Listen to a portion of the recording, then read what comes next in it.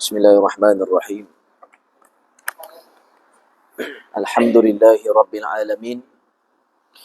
Salatu wassalam ala ashrafil mursalin wa ala alihi wa sahbihi wa man sara ala nahjihi wa ihtada bihadihi wa istanna bisunnatihi ila yaumiddin. Allahumma allimna bima yanfa'una wanfa'na bima 'allamtana wa zidna ilma. Allahumma la sahla illa ma ja'altahu sahla wa anta taj'alul hazna idza syi'ta sahla. Allahumma arinal haqqa haqqan warzuqna ittiba'ah wa arinal batila batilan warzuqna ijtinabah. Allahumma faqihna fid din wa 'allimna ta'wil wahdina siratal mustaqim siratal ladzina an'amta 'alaihim minan nabiyyin was-siddiqin wasyuhada'i was-salihin wa hasuna ulaika rafiqa ya arhamar rahimin. Wa sallallahu ala sayyidina Muhammadin nabiyil karim wa ala alihi wa sahbihi ajma'in walhamdulillahi rabbil alamin. Alhamdulillah, syukur kita kehadrat Allah Subhanahu wa taala kerana pada malam yang berbahagia ini dapat kita sama-sama mendirikan salat fardu maghrib berjemaah. Mudah-mudahan kita doakan Allah Ta'ala menerima salat kita dengan doa Allahumma Rabbana taqabbal minna salatana. Ya Allah, ya Tuhan kami, terimalah segala salat kami dan diperkenankan doa kita wa taqabbal du'aana bahkan diampunkan segala dosa kita dan ditempatkan kita di akhirat nanti di tempat yang terbaik di sisi Allah Subhanahu wa Ta'ala. Dan tidak ada tempat yang terbaik melainkan tempat yang disediakan oleh Allah di akhirat nanti. Bahkan lebih terbaik lagi apabila kita dapat bersama dengan junjungan besar Nabi kita Nabi Muhammad SAW di syurga nanti, insya-Allah.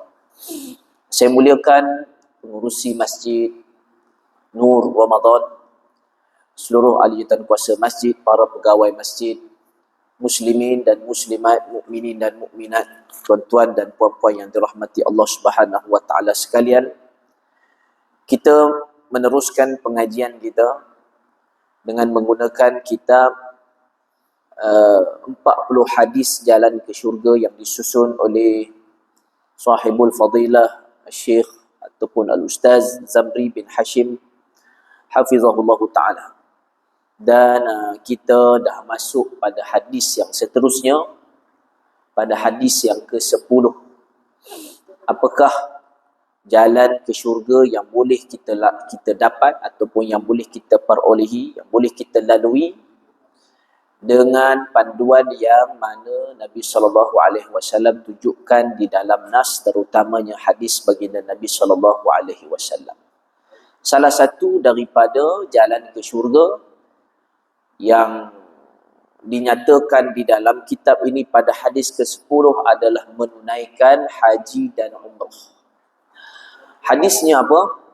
An Abi Hurairah radhiyallahu anhu qala qala Rasulullah sallallahu alaihi wasallam al-umratu ila al-umrati kaffaratun lima bainahuma wal hajjul mabrur laisa lahu jazaa'un illa al-jannah. Artinya daripada Abu Hurairah radhiyallahu anhu katanya, Rasulullah sallallahu alaihi wasallam bersabda, al-umratu, yakni satu umrah, ila al-umrati, ke satu umrah yang lain, kafaratun lima bainahuma, adalah merupakan kafarah. Apa itu kafarah? Penghapus dosa di antara dua-dua. Bermaksud apa? Bila kita mengerjakan umrah, satu kali umrah dan kita melakukan umrah yang lain pada tahun berikutnya, maka itu adalah penghapusan dosa bagi kita. Wal hajju, bahkan haju al-mabruru, yang mabrur, yang mana diterima oleh Allah, laisa lahu jazaa'un, maka Nabi kata tidak ada baginya jaza. Apa itu jaza? Balasan. Illal jannata, melainkan balasan syurga. Jadi tuan-tuan, hadis ini adalah hadis sahih yang diriwayatkan oleh Al-Imam Al-Bukhari dan juga Al-Imam Muslim. Dan hadis ini dinyatakan sebagai hadis sahih dengan disebut pada akhir hadis ni dengan satu istilah muttafaqun alaih, bermaksud disepakati oleh kedua-dua ulama hadis yang hebat ini akan hadis ini. Hadis yang kedua berkenaan dengan haji dan umrah juga. An Jabir radhiyallahu anhu anin Nabi sallallahu alaihi wasallam qala al-hajjul mabruru laisa lahu jazaa'un illa al-jannah. Nabi mengatakan al-hajjul mabruru, haji yang mabrur, laisa lahu jazaa'un, tidak ada bagi dia ni balasan, illa al-jannah, melainkan balasan syurga.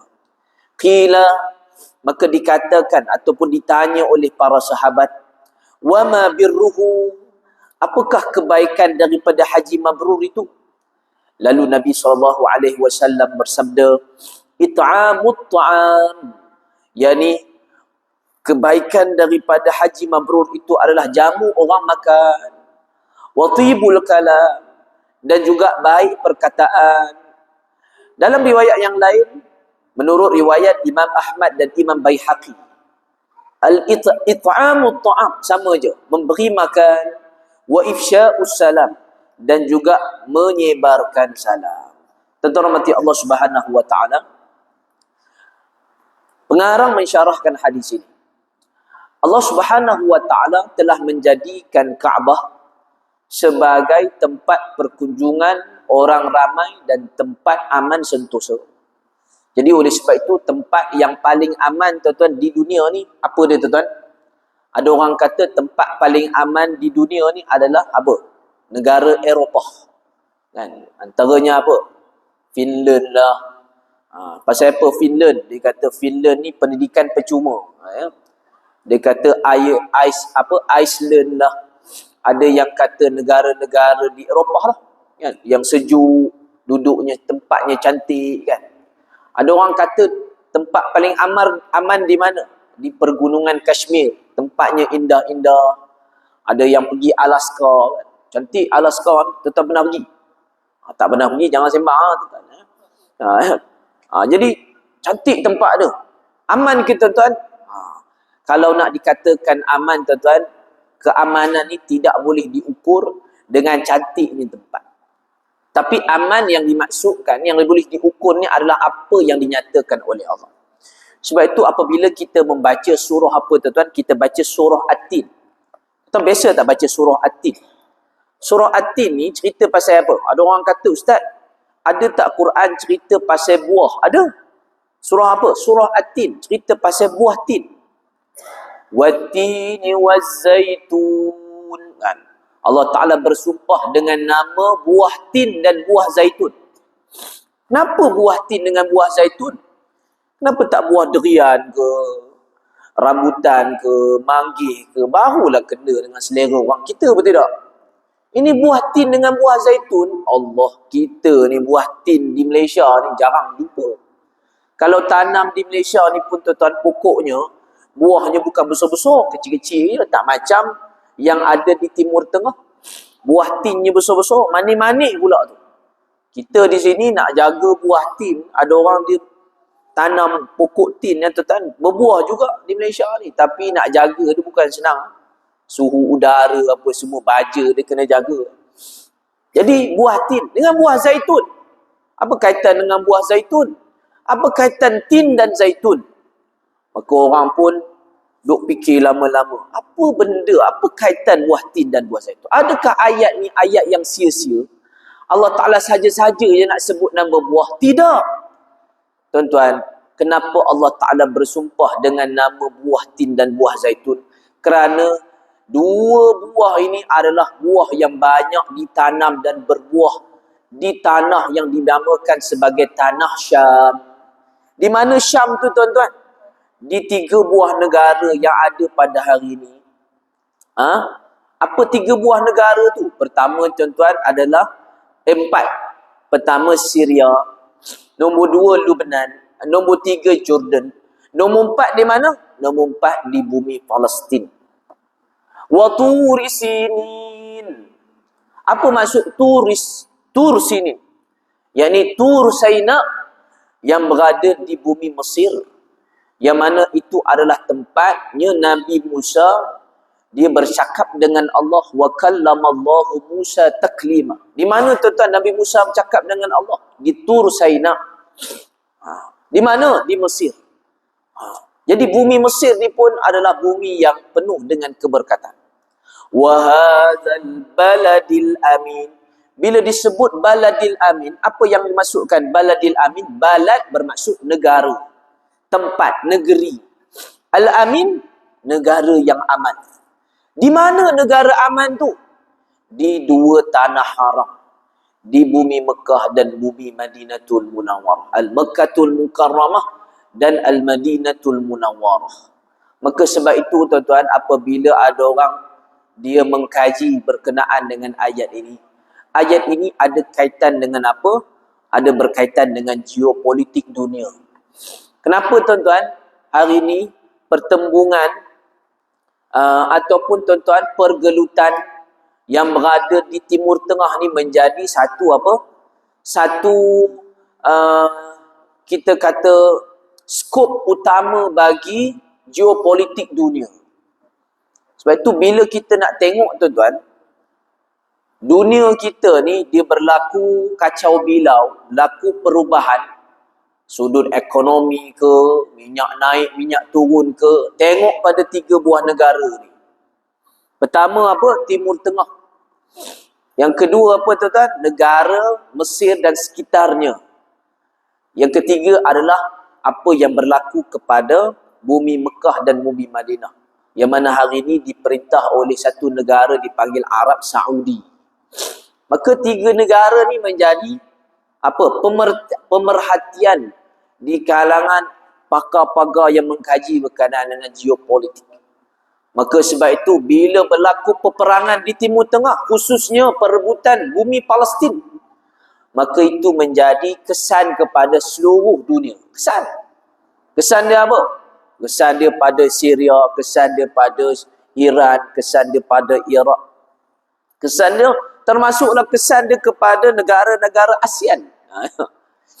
Sampai hari ini tuan-tuan kita terpaksa berjimat guna minyak. Pasal apa? Berlaku pertempuran, perperangan dan sebagainya. Cuma saya tak nak sebut berkaitan dengan itu bab lain. Cuma apa yang kita maksudkan di sini, yang dimaksudkan berkenaan dengan bila terletaknya Kaabah. Di mana tuan-tuan Kaabah ni? Di bumi Mekah. Sebab itu bumi Mekah adalah bumi yang penuh keberkatan. Dan Allah Ta'ala menyatakan di dalam Al-Quran, bi Bakkata mubarakan. Perkataan Bakkah adalah apa? Walaupun perkataannya Bakkah, tetapi ia merujuk kepada satu tanah yang tandus dulu-dulu. Sebab itu Mekah ni tuan-tuan, ni kena cerita dulu. Sebelum kita cerita bab haji, umrah, kita cerita dulu berkenaan dengan asal-usulnya Mekah yang mana dulu dipanggil sebagai Wadin Ghairi Zi Zar'. Wadin Ghairi Zi Zar'in yang disebut dalam Quran. Apa maksud wadin? Wadin ni bermaksud lembah. Dulu ni tuan-tuan, bumi Mekah ni dia tak ada satu air pun. Tak ada. Zi Zar'in, bukan air tak ada. Tumbuh-tumbuhan, satu rumput pun tak ada. Kerana di sananya Allah Ta'ala menyatakan bahawa Zi Zar' bermaksud satu tumbuhan pun tak tumbuh di bumi Mekah. Tapi apabila tuan-tuan Allah Ta'ala utuskan satu Nabi untuk bawa isteri dan anaknya pergi ke tempat itu, yang mana disebut di situ adanya inda baitikal muharram, di sisi ataupun di satu tempat yang mana terletaknya, kalau orang kita panggil foundation, satu tapak asas yang mana merupakan rumah Allah. Sebab itu rumah Allah ni tuan-tuan, Allah Ta'ala jadikan ada 2 saja Baitullah. Walaupun rumah masjid ni pun digelar sebagai Baitullah, tapi Baitullah yang dimaksudkan oleh Allah ni ada 2 tempat saja. Pertama tuan-tuan di mana? Di Masjidil Aqsa. Nombor 2 di mana tuan-tuan? Di Masjidil Haram. Sebab itu Baitullah ni adalah tempat kiblatnya umat Islam. Pada awalnya Allah Ta'ala suruh palingkan kiblat kita, wajah kita, tawajuh kita ni kepada mana? Kepada bumi Masjidil Aqsa. Di sananya adanya Baitullah. Tetapi bila Nabi kita Nabi Muhammad SAW berdoa untuk bersalahan sesuatu perkara tu dengan orang-orang Yahudi, maka Nabi minta banyak kali, minta pada Allah untuk dipalingkan kiblat ni daripada Masjidil Aqsa ke Masjidil Haram. Barulah Allah Ta'ala perintahkan untuk Nabi ni, fawalli wajhaka syatral Masjidil Haram. Tengok, palinglah wajah kamu pergi ke Masjidil Haram. Sebab itu kalau kita pergi umrah, pergi ke Madinah, kita akan jumpa ada satu masjid dipanggil masjid apa? Masjid Qiblatain. Masjid Qiblatain tu bukan masjid ada dua kiblat lah tuan-tuan. Kalau pergi semayang tu kiblatnya sama juga. Jangan tuan-tuan cari kiblat satu lagi. Tak akan jumpa. Semayang kita satu je kiblat. Tapi ketika itu tuan-tuan, ayat itu turun ketika mana Nabi sedang solat. Dan bila Allah Ta'ala perintahkan untuk paling ke Masjidil Aqsa, daripada, tak silap saya, timur ke, daripada timur pergi ke barat. Tak silap saya lah. Nanti cari balik ya. Jadi masa itulah tuan-tuan berlakunya peristiwa turunnya ayat tu, maka semayang orang Islam di tengah-tengah semayang turunnya ayat, maka semayang mula-mula ke Masjidil Aqsa, lepas tu dipalingkan pergi ke Masjidil Haram. Lepas tu dari sudut hukum fiqahnya, kalau kita ni semayang, bukan kita semayang lah, orang lain semayang. Kalau ada orang lain semayang, dia semayang tiba-tiba tuan-tuan dia salah kiblat dia. Dia masuk masjid, dia tak jumpa kiblat. Saya tak tahulah tuan-tuan, kalau ada orang masuk masjid tak jumpa kiblat ni. Mungkin mata dia kena sorok dengan jin ke apa, tak ada. Semayang-semayang dia hadap TV. TV ni tuan-tuan. Agak-agak betul ke kiblat? Tak betul. Bila tak betul, tuan-tuan masuk, tuan-tuan kena ubah badan dia, kena paling kiblat. Itu hukum fiqh boleh. Tak salah tuan-tuan. Yang salah kita biar je dia semayang menghadap salah. Jadi oleh sebab itu, bila Allah Ta'ala palingkan ke daripada Masjid Aqsa ke Masjidil Haram, maka kita kena tahu pada asalnya memang ada dua tapak Baitullah di muka bumi. Pertama di Masjidil Aqsa, satu lagi di Masjidil Haram. Jadi Nabi yang Allah Ta'ala utuskan pergi dengan isteri dan anak ni siapa dah? Nabi Allah Ibrahim alaihissalam. Nabi Allah Ibrahim ni, Allah Ta'ala perintah untuk bawa isteri dan anak dia pergi ke satu lembah yang tidak ada pokok-pokok ni. Bawa-bawa tuan-tuan. Apa yang Allah Ta'ala bagi tahu lepas tu pula, Allah Ta'ala suruh balik semula ke Iraq. Ibrahim pergi balik, tinggal je isteri dengan anak kamu. Allah Ta'ala tahu apa yang Allah Ta'ala buat. Yang takdirkan kepada isterinya. Siapa isteri Nabi Allah Ibrahim? Sayyidatina Hajar. Dan juga anaknya siapa nama? Nabi Allah Ismail. Masa tu kecil lagi budaknya. Kecil lagi budaknya. Kecil lagi Nabi Allah Ismail. Ni cerita ni biasa dah dengar kan tuan-tuan. Tapi sajalah nak bagi ulang, nak bagi ingat balik. Jadi bila tuan-tuan, Nabi Allah Ibrahim tinggalkan, agak-agak tuan-tuan, adakah Sayyidatina Hajar mengeluh? Sayyidatina Hajar, dia kata, abang kenapa nak tinggalkan kami berdua ni? Tempat ni tak ada orang, orang pun tak ada, binatang pun tak ada, rumput satu ayur pun tak ada, ayur pun tak ada. Kenapa nak tinggalkan? Ada kat tuan-tuan macam tu? Nabi Sayyidatina Hajar, dia marah ke suami dia? Tak ada tuan-tuan. Kalaulah orang-orang rumah kita kena tinggal kat dalam hutan seorang-seorang, apa berlaku? Agak-agak tuan-tuan, kita sanggup tak tinggal? Itu satu. Nombor dua, isteri kita, agak-agak dia dengar tak perintah kita untuk tinggal seorang-seorang dalam hutan. Bahkan kita pula bini kita pula duk nyanyi lagu Spring pula. Sampainya hatimu meninggalkan dia pula nyanyi lagu Spring. Pasal apa? Dia tinggalkan kita. Tapi Sayyidatina Hajar tak nyanyi lagu Spring. Dia tanya pada Nabi Allah Ibrahim, Allahu amaraka hadha. Adakah Allah Ta'ala perintahkan kamu untuk kamu tinggalkan kami berdua ni? Nabi Allah Ibrahim kata, bala, betul? Ya. Absolutely. Tak ada ya. Banyak cakap dah. Pergilah, biarlah kami kat sini. Jadi bila Sayyidatina Hajar tinggal dengan Nabi Allah Ismail, berdua je tuan-tuan, jauh perjalanan Nabi Ibrahim nak tinggalkan ni, jauh. Maka tinggallah berdua di tempat tu. Apa jadi pada Sayyidatina Hajar? Sayyidatina Hajar, dia jadi perempuan yang tabah. Sebab itu, bila kita baca berkenaan dengan sejarah ataupun kisah Nabi, ia berkait rapat dengan pensyariatan haji dan umrah. Jadi Hajar dia buat apa? First, dia nak macam mana dia nak survive. Dia fikir dulu. Macam mana nak survive? Nak survive ni buat apa? Kena cari sumber makanan. Salah satu sumber makanan dia apa? Tak lain tak bukan air. Jadi Hajar pun cari air. Daripada satu tempat ke satu tempat. Checkpoint tu di mana? Di satu bukit. Nama dia Safa. Pergi ke satu lagi checkpoint. Nama dia Marwah. Daripada Safa ke Marwah. Ulang cari air. Pergi ke puncak. Cari orang pula. Ada tak orang? Tak ada. Cari pergi kat puncak Marwah pula. Ada tak orang? Tak ada. Diulang berapa kali? 7 kali. Sambil lari-lari anak.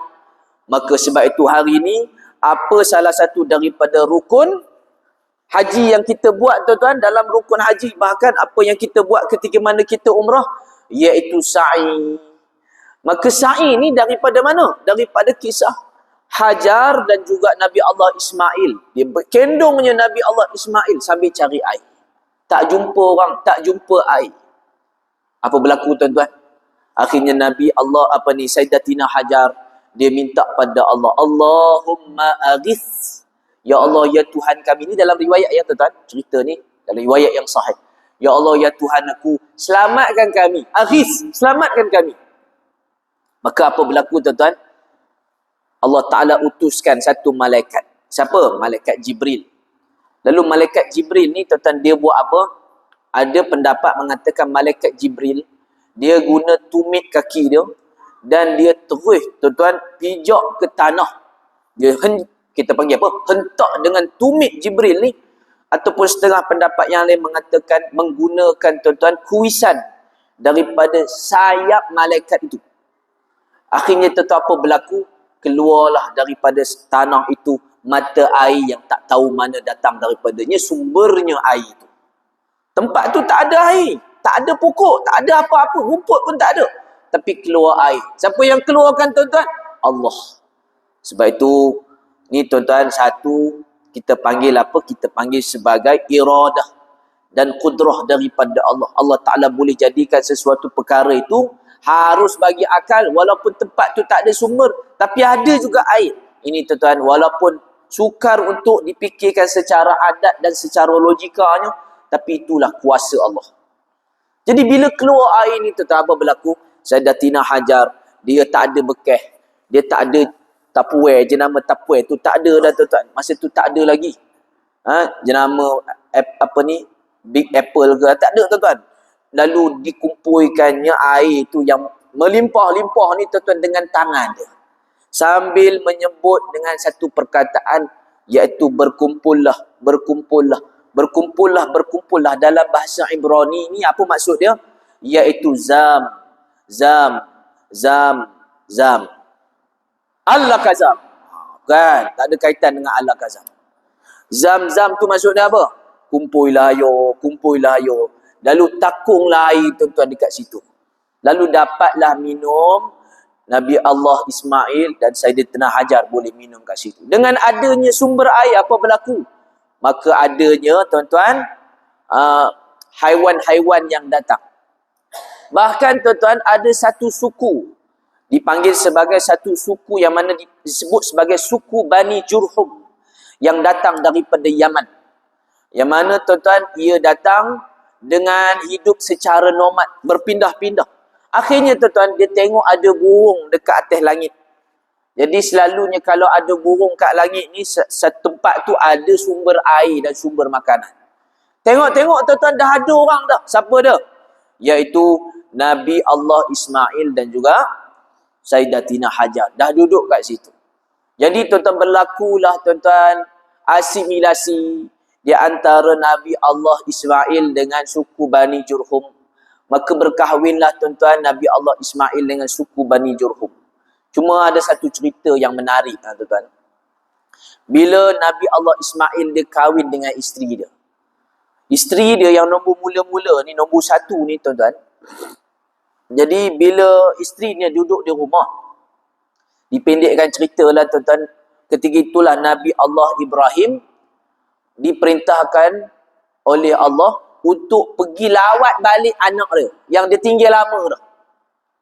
Nabi Allah Ibrahim pun dah lama tak jumpa isteri anak-anak dah. Dia pergi ke sana balik. Pergi ke sana dia dapat tahu Nabi Allah Ismail dah kahwin. Bila dah kahwin ni tuan-tuan apa berlaku? Nabi Allah Ibrahim nak uji isteri dia ni macam mana. Jadi satu hari pergi rumah Nabi Allah Ismail, ketuk pintu. Tok tok tok. Saya tak tahulah macam mana efek bunyi tu kan. Tok tok tok ke tik tik tik ke kan. Buka lah pintu. Bila buka pintu, selalunya kalau orang musafir ni, orang-orang Arab dulu ataupun orang-orang terdahulu, bukan orang Arab saja, orang terdahulu, dia tak akan tolak melayani tetamu dia. Ya, zaman dulu-dulu tak kira siapa, tak kenal pun tuan-tuan, dia akan jemput datang rumah. Jadi bila dia jemput masuk, maka dia tak tahu itu bapa mertua dia, isteri dia. Nabi Allah Ismail dia pergi keluar memburu, cari kerja. Jadi bila keluar tuan-tuan, tinggal isteri, dia tak tahu lelaki tua tu adalah bapa mertua dia. Lalu Nabi Allah Ibrahim pun tanya pada isteri Nabi Allah Ismail tu. Dia kata, macam mana kehidupan kamu sekarang? Isteri dia kata apa? Isteri dia mengeluh. Isteri dia kata apa? Dia kata, aku hidup tak senang lah aku hidup sekarang ni. Lepas aku kahwin ni. Macam-macam lah dia kata. Barang naik, dia kata. Ikan kembung naik. Minyak masak naik. Budi bandar ni pun 200 liter je dia kata. Daripada 300 dia kata tak cukup, dia kata. Pakai je habis, pakai je habis. Dia mengeluh. Tu kan. Bila mengeluh, Nabi Allah Ibrahim dengar nasihat tu tuan-tuan. Lalu pesan pada isteri tu. Dia kata, kamu pesan pada Ismail suruh tukar tiang rumah ni. Fahamlah tuan-tuan bahasa orang tua. Kalau suruh tukar tiang rumah tu maksudnya apa? Bila baliknya Nabi Allah Ismail, ada tak orang nak jumpa aku? Ada. Nama dia Ibrahim. Itu adalah bapa mentua kamu. Bapa aku juga. Apa dia sebut? Apa dia nasihatkan pada kami, pada aku? Dia kata suruh tukar tiang rumah. Dia faham. Maksud tukar tiang rumah, suruh tukar isteri. Isteri macam tu tak boleh diharap. Jadi tuan-tuan, kalau ada isteri mengeluh macam tu, kata tak senanglah duduk dengan abang, saya rasa tak bahagia, tukar. Jangan takut. Ni live tuan-tuan, saya takut orang rumah saya tengok kan. Betul ya, tak apa. Tapi makcik-makcik jangan marah ya tuan-tuan. Saya suruh nanti makcik dia tahan saya. Kata, Ustaz, jangan keluar lagi ya. Tahan. Ya, tak ada. Ini sebagai satu nasihat. Sebab itu dalam rumah tangga, tak apa. Bukan mengeluh. Masing-masing ni ada masalah kan. Kadang-kadang isteri ni dia banyak mengeluh lah. Dia kata, abang saya ni macam-macam kerja saya buat. Abang duduk, balik tidur. Tak ada pun tolong saya. Dan kalau kita kabur ke dia apa kerja kita, nescaya dia pun tak larat nak dengar. Tapi kita diam, sabar. Kata tak, orang lelaki ni, dia takkan cerita apa kerja dia, apa cabaran hidup dia kan. Yang orang perempuan biasalah. Tapi tuan-tuan sabar je lah. Itulah orang perempuan. Betul tak makcik? Makcik jangan tahan saya lebih ni ya. So juga ya. Dia tahan lah. Dia tahu ada gangster-gangster makcik-makcik kat sini kan. Baik. Jadi bila tuan-tuan kahwin dengan satu lagi isteri, sama juga Nabi Allah Ibrahim buat uji isteri Nabi Allah Ismail. Jadi bila diuji, sama juga macam mana keadaan kamu hari ni. Dia kata, ya Allah, aku bersyukur dengan kehidupan aku sekarang. Macam-macam ni, dia kata, tak kisahlah apa benda naik pun, yang penting bahagia, dia kata. Tak kisahlah apa benda, yang penting aku ni syukur dengan apa. Cukup je dengan apa yang ada. Maka pesan Nabi Allah Ibrahim pada isteri dia, suruh pesan kepada Nabi Allah Ismail, kata, pertahankan tiang rumah ni. Maka itulah tuan-tuan, keturunan Nabi Allah Ismail yang yang melahirkan keturunannya sampailah kepada junjungan besar Nabi kita Nabi Muhammad sallallahu alaihi wasallam. Sebab itu kalau kita belajar silsilah keturunan Nabi ni, Nabi Allah Ismail ni tuan-tuan adalah bapa nenek moyang kepada orang-orang Arab hari ni. Suku Quraisy tu ataupun pada awalnya lagi adalah daripada suku Bani Adnan. Sebab itu Nabi ini daripada keturunan Adnan. Sebab itu kalau kita dengar apa? Satu selawat kan. Sallallahu alaikallahu ya Adnani. Perkataan Adnani itu apa maksud dia? Adnan ni bukan Lieutenant Adnan, bukan. Adnan ni adalah nenek moyang Nabi yang paling tinggi lagi. Tetapi Adnan, ada setengah pendapat mengatakan ada keturunan daripada Adnan sampai Nabi Allah Ismail. Yang itu tak wajiblah kita hafal. Yang wajib kita hafal sampai Abdul Muttalib je. Itu pun dah cukup dah untuk kita mengatakan kita kenal Nabi. Tapi memang keturunan Nabi ini sampai kepada Nabi Allah Ismail. Sebab apa? Nabi Allah Ismail lah yang mana duduk di bumi Mekah dulu dengan Sayyidatina Hajar. Maka populasi orang di situ, maka melahirkan suku Bani Quraisy, orang-orang Arab yang hidup di Mekah. Itu kena tahu tu.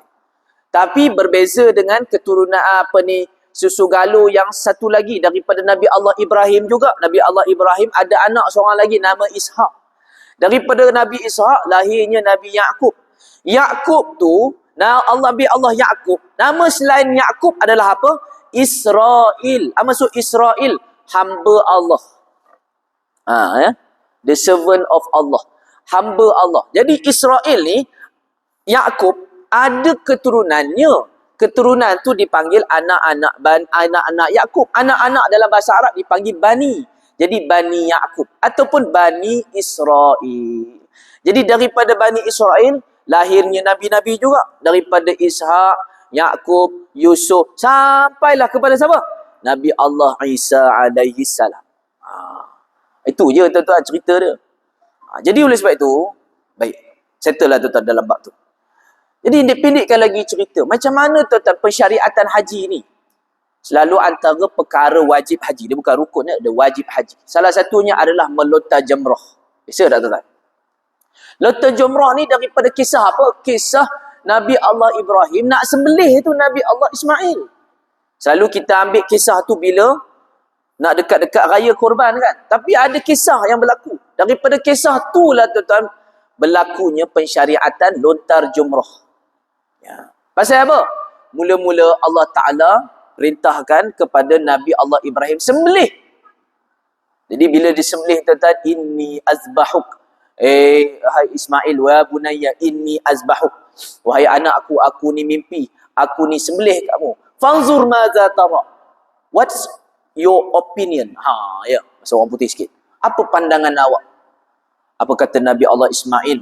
Dia kata if'al ma tu'mar. Bapa, ya abati, if'al ma tu'mar. Kamu buatlah apa yang diperintahkan. Satajiduni insya'allahu minas sabirin. Kamu akan jumpa aku. Kamu akan dapati aku di kalangan orang yang sabar. Jadi bila tuan-tuan nak disembelihnya Nabi Allah Ismail. Tuan-tuan, sembelih ni Nabi Allah Ismail ni bukan olok-olok dia tuan-tuan. Buat betul-betul. Betul-betul ni macam mana? Ni, pisau ni dah dekat sini lah. Kalau tarik je tuan-tuan, mati dah. Mati dah.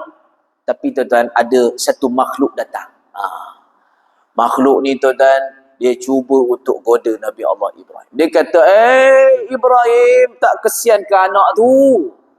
Kamu janganlah buat benda tu. Perintah Allah ni tak betul apa yang perintahkan kepada kamu. Jangan buat. Jangan buat. Kesian ke lah anak tu? Agak-agak Nabi Allah Ibrahim termakan tak dengan godaan tu? Tak termakan. Dia ambil batu, dia lontar. Lontar-lontar hilang. Pergi ke satu titik yang lain. Pergi tempat lain. Bila pergi tempat lain, sama juga. Datang lagi Iblis. Iblis goda lagi. Dia kata, tak kesian ke anak tu? Kan? Lalu dia nyanyi lagu anak Freddie Aguilera kan. Palambang silang masa mamleku. Tiba-tiba saya tambah nak bagi penjenak cerita. Anak tu tak kesian ke? Tuan-tuan, ambil batu baling lagi. Pergi titik yang ketiga pula. Sama juga. Goda lagi, baling batu lagi. Maka kita buat tuan-tuan perkara wajib haji. Yang mana kalau buat benda tu tuan-tuan dapat fadilat dia. Apa dia tuan-tuan? Meletak jamrah. Jamratul ula, jamratul aqabah, jamratul wusta, jamratul aqabah. Ya. Tapi orang kita ni dia lepoh-lepoh sungguh ya tuan-tuan. Dia kata setan punya setan. Memanglah setan kan. Tapi kita janganlah tetap anggap setan tu ada depan tu. Hanya simbolik saja. Ini dak tuan-tuan, dia bukan ambil batu kerikil, dia ambil batu besar-besar gedabak besar kepala. Dia pun tuan-tuan keluar dialog dalam cerita piramid. Ente nampak ini batu? Mau saya baling sama ente? Tiba cakap Arab pula kat Mekah kan. Ada yang lagi power tu orang Pakistan tu kan. Dia lontar-lontar jamrah, tak puas hati dengan ni, habis batu kerikil dia, dah ambil selipar balik. Leleh kaki ayam balik. Sampai suruh balik selipar. Jadi bila tuan-tuan cerita tu, maka banyaknya pensyariatan haji yang dilakukan kerana tuan-tuan apa? Kerana kisah yang berlaku kepada Nabi Allah Ibrahim. Baik tu kita tengok dekat bahagian tawaf kan, dekat Kaabah. Apa yang ada dekat Kaabah tu? Hijr Ismail. Maqam Ibrahim. Apa maksud maqam Ibrahim? Ada orang kata, itu kubur Nabi Ibrahim, itu makam Ibrahim. Tuan-tuan, tak ada situ makam Nabi Allah Ibrahim, tak ada kat situ. Apa maksud makam? Makam tempat berdirinya Nabi Allah Ibrahim. Maqam Ibrahim musalla. Ya. Jadi kenapa tempat berdirinya Nabi Allah Ibrahim itu dijadikan musalla? Ataupun dijadikan satu tempat yang mana tuan-tuan dipanggil maqam Ibrahim? Kerana Nabi Allah Ibrahim masa dia nak buat Kaabah tu, dia pijak tempat tu tuan-tuan, akhirnya berbekas tapak kaki dia. Nak letak batu di paling atas tu kan tuan-tuan, bila nak buat Kaabah. Masa tu tuan-tuan, berbekas tapak kaki dia. Jadi di situlah dipanggil sebagai tempat berdirinya Nabi Allah Ibrahim alaihi wassalam. Jadi oleh sebab itu, banyaknya tuan-tuan pensyariatan haji yang mana berlaku daripada. Sebab itu, adakah pensyariatan haji berlaku ketika pada zaman Nabi dulu? Tak. Pensyariatan haji pada zaman Nabi berlaku bila tuan-tuan? Berlaku pada tahun ke-6 Hijrah. Ada pendapat mengatakan 9 ke 10 Hijrah. Tapi sebenarnya, pensyariatan haji, ada yang berpendapat bahawasanya dia dah bermula daripada zaman Nabi Allah Adam AS. Bahkan diulang ataupun dibuat semula pensyariatan tu pada zaman Nabi Allah Ibrahim AS. Sebab itu ke tuan-tuan, cerita lagi ni, banyak lagi ni. Tak baca lagi ni. Ni baru satu ayat ni betul-betul titik notah dah. Ya. Dulu cerita lagi. Ni 8.40 dah. Aduh, sekejap no, kan. Jadi, apa tadi? Bila Nabi Allah Ibrahim dah selesai dah bina Kaabah. Sebab zaman Nabi Allah Adam masih belum ada lagi Kaabah. Hanya ada tapak saja. Hanya ada tapak saja. Sebab itu tuan-tuan, kalau tuan-tuan buka, cuba tengok peta. Peta Kaabah dengan Masjid Aqsa ni tuan-tuan, lebih kurang sama je. Itu para ulama tafsir ada berpendapat siapa yang mencipta yang membina asas tapak Kaabah ni, yang membina tapak asas Kaabah adalah Nabi Allah Adam. Nabi Adam yang mencipta. Ini pendapat para ulama tafsir. Yang membina Kaabah adalah Nabi Ibrahim dan Nabi Ismail. Baik. Bila dah ada Kaabah tu, maka Nabi Ibrahim dia panggil, Allah Ta'ala perintahkan untuk Nabi Ibrahim ni panggil orang di seluruh dunia dengan panggilan ataupun dengan pekikan ataupun dengan cara bertempiknya Nabi Allah Ibrahim ni untuk panggil seluruh manusia di seluruh dunia ni untuk datang ke Mekah untuk melaksanakan haji. Dulu mana ada mikrofon? Tak ada. Jadi hanya menjerit. Bila jerit saja tuan-tuan dengan izin Allah, datang orang. Baik. Bila datang orang, maka Kaabah ketika itu, dia ni berkat disebabkan adanya Baitullah, adanya Kaabah. Jadi, kita kaitkan lagi satu lagi cerita. Kisah Abrahah. Kenapa dia nak sangat untuk musnahkan Kaabah? Agak-agak pasal apa tuan-tuan? Agak-agak pasal apa tuan-tuan? Abrahah ni apa dia jealous sangat dengan Kaabah ni? Tuan-tuan, Abrahah ni dia seorang raja. Ada mengatakan dia gubernur di satu kerajaan yang dipanggil Habsyah. Ya. Masa itu Habsyah adalah negara yang bertapak, salah satunya adalah Yaman. Sebahagian Yaman dulu adalah Habsyah. Jadi Abrahah ni kerja dia apa? Untuk meluaskan kuasa jajahan dia. Daripada Yaman, dia pergi ke Mekah. Tapi sebelum tu, sebelum dia nak musnahkan Kaabah, tuan-tuan tahu tak? Abrahah dia pernah bina Kaabah dia sendiri. Pasal apa dia bina Kaabah? Konon-kononnya dia nak tarik orang datang ke Yaman. Dan tuan-tuan, hari ni ada lagi Kaabah yang dibina oleh Abrahah tu, masih ada lagi. Tapi hari ni dah jadi tapak pelupusan sampah. Ada yang kata macam itulah. Ya. Jadi bila tuan-tuan bina Kaabah, tengok-tengok tak ada orang datang pula Kaabah Abrahah. Dia tak puas hati. Dah masuk dah.